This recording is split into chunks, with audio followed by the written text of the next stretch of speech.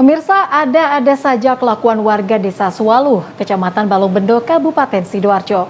Karena takut kepergok istri telah menggadaikan motor, ia pun berpura-pura menjadi korban begal. Aksinya terbongkar setelah dikunjungi oleh Kapolresta Sidoarjo saat memberikan santunan di rumah sakit.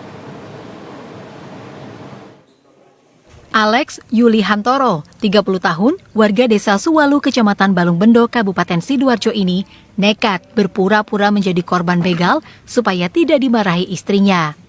Aksi tipu-tipunya akhirnya terbongkar setelah dikunjungi Kapolresta Sidoarjo yang memberikan santunan kepadanya di Rumah Sakit Anwar Medika Balongbendo, Sidoarjo.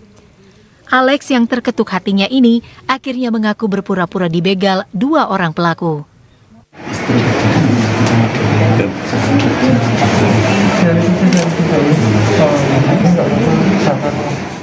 Sementara itu, Kapolresta Sidoarjo, Kombes Pol Kusumo Wahyu Bintoro mengatakan, Alex awalnya ditemukan warga pada Minggu malam di kawasan Balongbendo dan langsung dibawa ke Rumah Sakit Anwar Medika.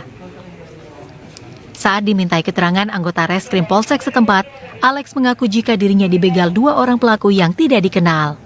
Motor dan uang hasil berhutang ikut digondol pelaku.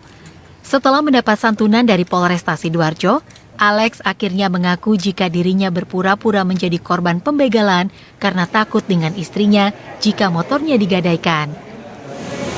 Dilumpuhkan oleh pelaku, antara lain ada yang memukul tengkuknya belakang, kemudian juga ada yang mentikap, kemudian juga ada yang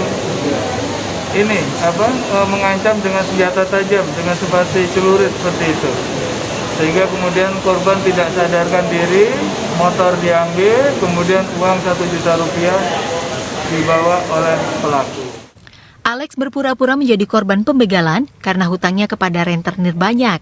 Dan untuk menutup hutangnya, ia harus menggadaikan motor satu-satunya tersebut kepada orang lain. Mujianto Primadi, CTV.